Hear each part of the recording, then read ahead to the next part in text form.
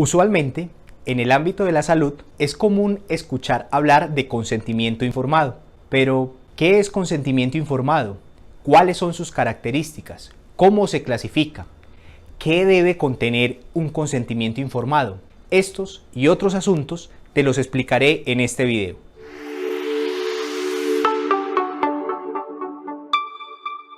Hola, mi nombre es José Manuel Flores Ramos, soy abogado con especialización en Derecho Médico y además soy profesional de la salud. Brindo mis servicios a todo Colombia con el equipo de Tu Jurista en Salud. En este video te hablaré acerca del consentimiento informado. Comencemos por decir qué no es consentimiento informado. Consentimiento informado no es una firma en un papel. Consentimiento informado no es un formato estandarizado. Consentimiento informado no es un trámite en cabeza del personal administrativo. El consentimiento informado encierra un conjunto de acciones que, por un lado, contienen un deber profesional y por otro, un derecho fundamental de las personas. En este caso, los pacientes. Este derecho fundamental es el libre desarrollo de la personalidad, cuyo núcleo esencial es la autonomía. En últimas, como cualquier otro derecho fundamental, lo que se busca es la satisfacción de la dignidad humana. En el contexto médico-sanitario, este acto alberga, por un lado, las acciones del profesional de la salud para dotar de información al paciente y a su familia. Toda la información que estos necesiten, en particular el paciente, para la toma de decisiones de su condición en salud y su cuerpo.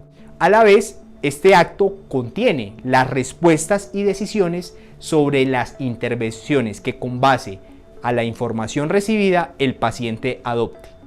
La resolución 3100 del 25 de noviembre de 2019, es decir, la habilitación en salud, describe el consentimiento informado como la aceptación libre, voluntaria y consciente de un paciente o usuario, manifestada en el pleno uso de sus facultades después de recibir la información adecuada para que tenga lugar ese acto asistencial. Para efectos, en el estándar de historia clínica, el consentimiento informado es el documento que se produce luego de la aceptación de las condiciones anteriormente descritas. En caso que el paciente no cuente con las facultades plenas, la aceptación del acto médico la hará el familiar, allegado o representante que sea responsable del paciente. Dentro de las características del consentimiento informado encontramos las siguientes. El consentimiento informado debe ser previo al acto asistencial, es decir, antes de esa intervención o antes de ese procedimiento. El consentimiento informado debe ser libre, es decir, no coaccionado. Esa palabra coacción significa utilizar la fuerza para que alguien te diga que sí. El consentimiento informado debe ser informado, valga la redundancia. ¿Por qué? Porque esa información tiene que ser suficiente y oportuna. Y esa información debe ser entendida por la persona que recibiría, en este caso, la atención. Otra característica es que el consentimiento informado debe ser cualificado. Es decir, según el acto asistencial, procedimiento o intervención, se brinda información sobre este y debe haber un cumplimiento de determinadas formalidades. Algunos teóricos sobre el tema realizan una clasificación de este acto, consentimiento informado, y esta puede ser según las formalidades en verbal o escrito o según el mecanismo o momento de manifestación de la voluntad, en actual y previo. Existe también el consentimiento sustituto, que es la manifestación de la voluntad de un tercero por el paciente, cuando éste es, por ejemplo, incapaz. Respecto a qué debe contener el consentimiento informado, pues básicamente se utilizan las WH, es decir, las WH en inglés, es decir, qué se va a hacer, por qué se va a hacer, dónde se va a hacer, cuándo se va a hacer, qué riesgos implica llevar a cabo ese acto, qué alternativas existen a lo que se propone, qué pasaría si no se realiza ese acto asistencial. Entonces, básicamente, una de las competencias que se debe poner en práctica el profesional de la salud es precisamente esa competencia de la comunicación efectiva para dar cumplimiento a esos requisitos que te mencioné que debe contener el consentimiento informado. Si eres parte de una clínica o un hospital, o si eres un profesional de la salud y quieres que te ayudemos a diseñar o construir ese consentimiento informado y que cumpla todos los requisitos, contrata entonces nuestros servicios. Estaremos muy complacidos en poderte ayudar. Si eres un paciente y sientes que te vulneraron el derecho a la información en el consentimiento informado, también te podemos asesorar en tu situación. Ahora bien, cuando el paciente se encuentra en estado de inconsciencia, cuando es menor de edad o cuando tiene alteración del estado mental, el consentimiento informado tiene una variación.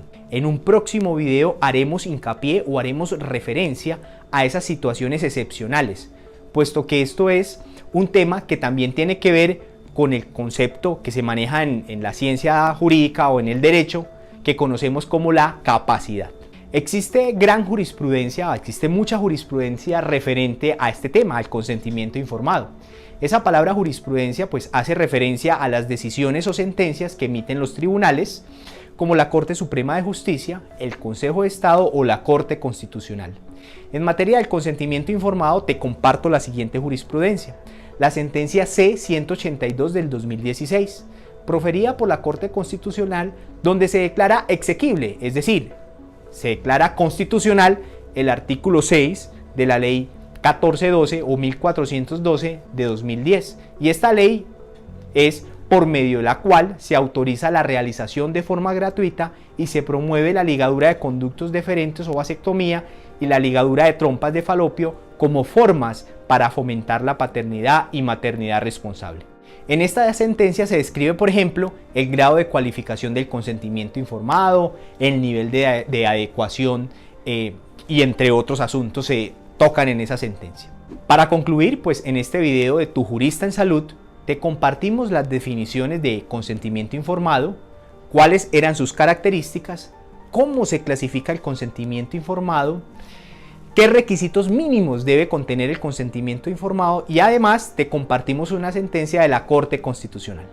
Si quieres conocer nuestros servicios para clínicas, hospitales, EPS, firmas jurídicas, instituciones educativas o profesionales de la salud, o si eres un paciente que requiere alguna asesoría relacionada con atención en salud, e inclusive si eres un abogado o un jurista con un asunto de responsabilidad médica y estás lógicamente en cualquier parte de Colombia, te podemos ayudar.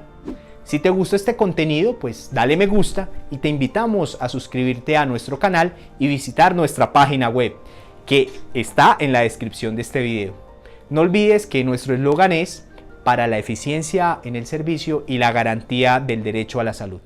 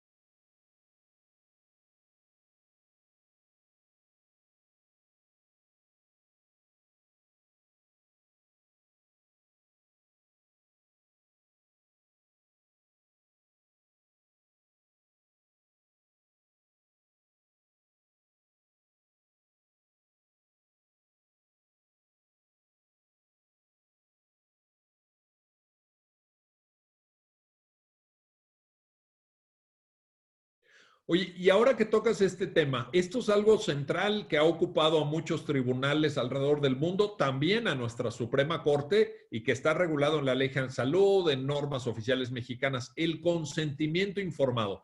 Porque naturalmente cuando uno acude ante un profesional de la medicina, cuando uno pues tiene que practicarse, incluso imaginemos en el peor caso, pues una cirugía, hay un ámbito de incertidumbre. Es decir, pues si tú no eres médico, no sabes exactamente qué te van a hacer, cuál va a ser el proceso de recuperación, cuál es el porcentaje de riesgo o de incluso de fallecimiento, porque también hay un porcentaje de posibilidades de que no la libres en una atención quirúrgica, por ejemplo. Entonces, ¿qué papel juega? Bueno, primero, ¿qué es? Y luego, ¿qué papel juega en todo esto que estamos hablando de la malpraxis médica? El consentimiento informado que mencionabas, eso.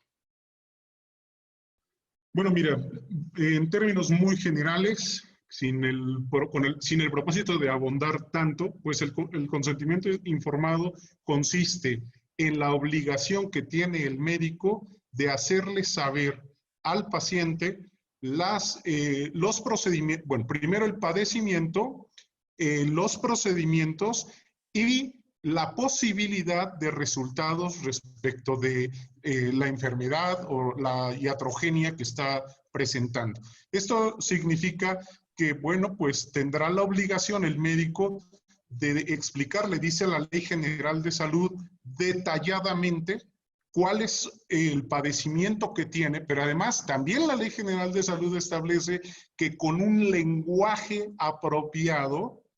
¿Por qué? Porque el lenguaje de los médicos es muy técnico, ¿no?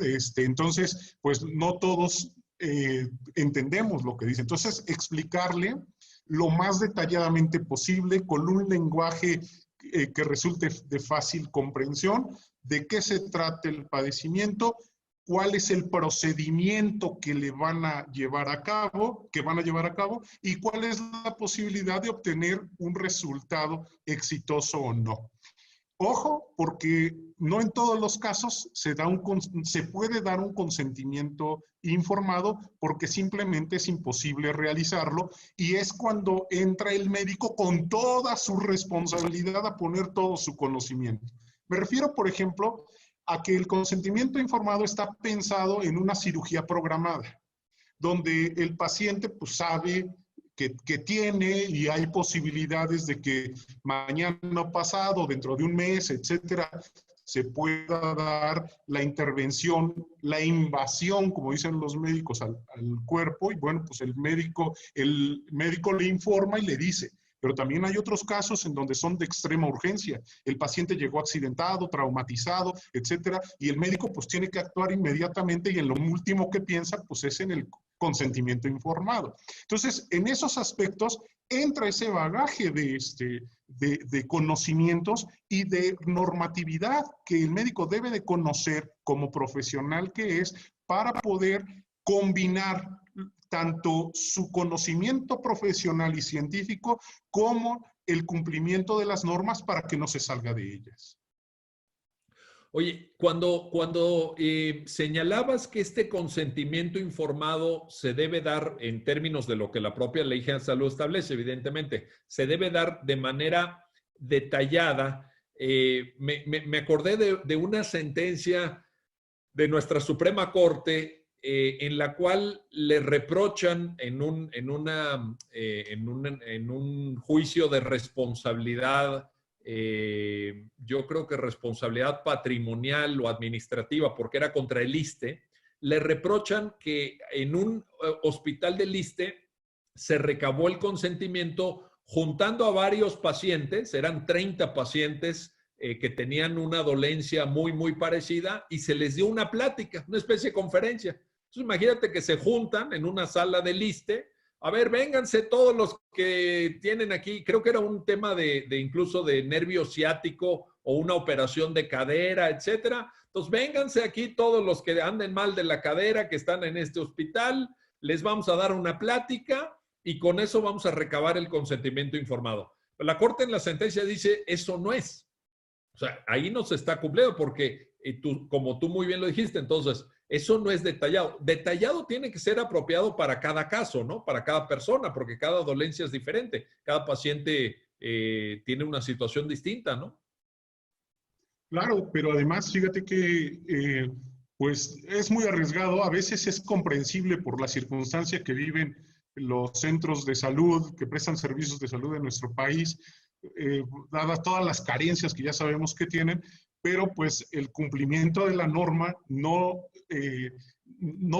autoriza que se hagan este tipo de situaciones, porque incluso las condiciones, como tú bien lo señalas, las condiciones físicas de cada paciente son diferentes. La Ley General de Salud incluso reconoce en los principios que maneja que ante un mismo tratamiento, la respuesta del paciente puede ser diferente.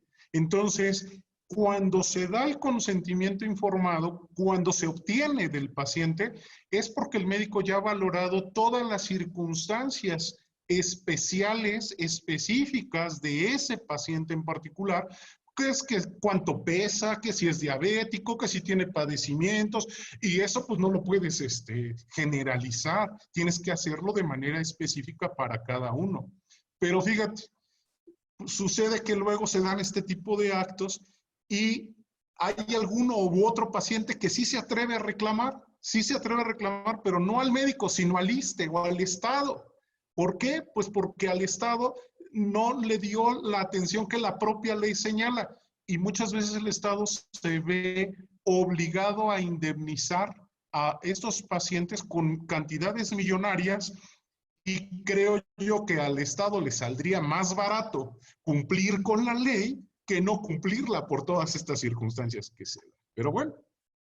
Sin duda, bueno, le saldría más barato económicamente, incluso, digamos, casi éticamente, ¿no? Porque pues la vida y la salud son algo muy, muy valioso. Ahora, nada más para cerrar este mismo punto y con esto pasamos a otro tema, pero a ver, se recaba el consentimiento, pensemos en un caso, se recaba el consentimiento informado con todas las especificidades, con todos los requisitos que fija la normatividad aplicable, el paciente entiende lo que le van a hacer, asume el riesgo que existe en todo procedimiento médico, etcétera, pero eso no quiere necesariamente significar, y esa sería la pregunta, César, eso no implica que ya el médico no sea sujeto de responsabilidad por malpraxis, ¿no? O sea, el consentimiento informado es un elemento que debe darse, pero no excluyente de la malpraxis.